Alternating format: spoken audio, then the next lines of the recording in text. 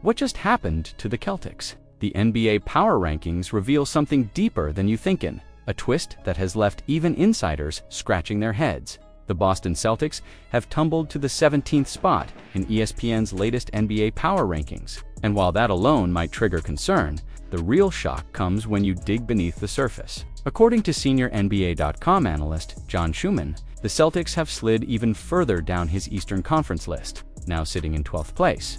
Out of 15 teams, yes, you read that right. A franchise that just months ago posted 61 wins and made a fierce run into the conference semifinals is now being placed behind teams like the Chicago Bulls, the Toronto Raptors, and a Philadelphia squad in full transition. On paper, this drop appears staggering. But what if it's not a fall at all? What if it's something else entirely? The narrative that's being pushed is simple. No Tatum, no chance. The Achilles injury that will sideline Jason Tatum for the entire season has become the central talking point. The convenient explanation, the excuse for the Celtics to fade into the background. But there's a much more intriguing story developing here, one that isn't being told by power rankings or preseason projections. Scheierman points out the obvious.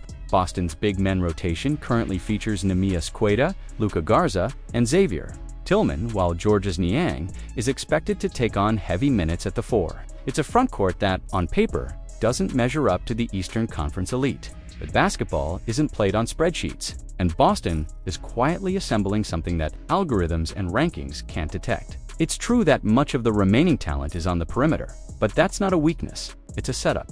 It's not a hole, it's a trap. With Sam Hauser evolving into a marksman with no conscience, and Baylor Scheierman, the 30th pick, who's about to play like a lottery steal. There's a brewing perimeter weaponry that's built for chaos. This team won't grind wins through size. It will shock opponents with speed, spacing, and unpredictability. And then there's the wild card nobody's talking about. Brad Stevens. His silence this offseason hasn't been about hesitation, it's been about precision. Every time Boston is underestimated, it's because the league forgets how methodical Stevens really is. The Celtics are not sleeping. They are waiting. Think back. How many times has Boston been left for dead, only to re-emerge sharper, faster, more dangerous than before? This isn't the first time the national media has misread the storm. Last year, they said Kristaps Porzingis wouldn't fit, that Jrue Holiday was past his prime, that the locker room was too new, too crowded, too experimental. And then came 61 wins, record-breaking shooting, defensive dominance, and a team that nearly broke the East open. So why believe the rankings now? Because they're not designed to see what's coming. They're based on the surface, the known, the expected. But Boston's trajectory has never followed conventional logic. And this year, with expectations lowered and attention shifted elsewhere, Celtics are finally free. Free to experiment, free to unleash young talent, free to reconfigure their identity without the suffocating pressure of championship poor-bust headlines. Baylor Scheierman isn't just a name to memorize. He's a signal. He's the first visible shift in a season that might redefine what rebuild means. Neemias Queta and Xavier Tillman won't need to dominate stat sheets. They just need to set screens, rebound, defend, and buy time, because time is all Boston needs. This isn't a gap year, it's a trap year, a season designed not to win headlines, but to catch the NBA sleeping. When everyone expects collapse, Boston specializes in adaptation. When other teams panic without their why Brad Stevens might be facing the most pivotal moment of his career, and nobody's talking about it. Asterisk. What if the future of the Boston Celtics didn't depend on Jason Tatum's Achilles or Kristaps Porzingis' durability, or even who starts at center next season? What if everything, from the direction of the franchise to its chances of winning another banner, now rests on one man quietly standing at the top of the front office, Brad Stevens? For years, Stevens has been seen as the architect of stability in Boston, the quiet mastermind behind a roster that flirted with greatness more than once and finally broke through. But something is changing behind the scenes, something subtle, but systemic. It's not just about injuries, expiring contracts, or the looming second apron. It's about a fork in the road that nobody wants to talk about, and a single decision maker who can't afford to blink. Sources close to the organization.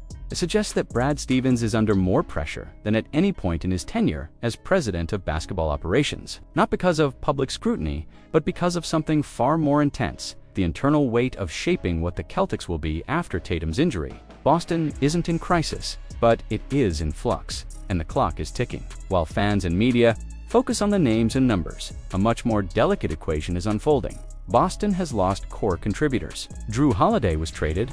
Kristaps Porzingis, although re-signed, is still rehabbing. May follow. These aren't just missing pieces, they're fractures in the system Stevens built with surgical precision. Now he has to answer a brutal question. Should the Celtics fight for contention without their best player, or strategically scale back? To prepare for Tatum's eventual return, it's not a simple yes or no. Every move has ripples. Every decision shapes not just this season, but the next half-decade. Chris Forsberg from NBC Sports. Boston points to the upcoming year as a stress test for Stevens' long-term vision. Draft picks who barely saw the floor last year will now face the fire. Internal development is no longer optional, it's mandatory.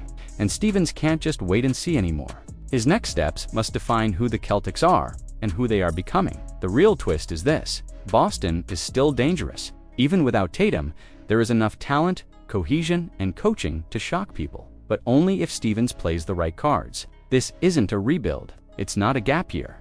It's a transitional battlefield where the choices you make quietly in the summer dictate whether you raise a banner or fall back into the crowd. Why has Al Horford still not signed?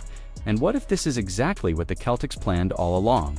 You might think the story is about a 39-year-old veteran waiting out the end of his career. You might assume it's just about cap space, timing, or age. But what if the real reason Al Horford hasn't signed with any team yet is something that even insiders haven't dared to fully admit? What if his current silence isn't uncertainty, but strategy? And what if it's not the end, but the opening move of a master plan that stretches far beyond what you're seeing in the headlines? The Celtics know exactly what they're doing, while fans across the league wonder why Horford remains unsigned. Boston's front office has been operating with brutal precision. This is not a reaction to Tatum's Achilles injury or a passive consequence of the Warriors' delayed plans with Kuminga. This is a moment that was anticipated months ago. Horford's future is not being stalled. It's being positioned. When Mark Stein revealed that Horford was being considered by Golden State, it wasn't just a rumor, it was a signal. The Warriors are staring down a closing window. Curry knows it. Draymond knows it. Jimmy Butler may be entering the picture. And he could be the exact piece they think they need to extend the dynasty one last time. But they're not the only ones watching this unfold. Here's the twist. Boston isn't just letting him walk. Brad Stevens' words sounded like a goodbye. But listen again, he didn't shut the door.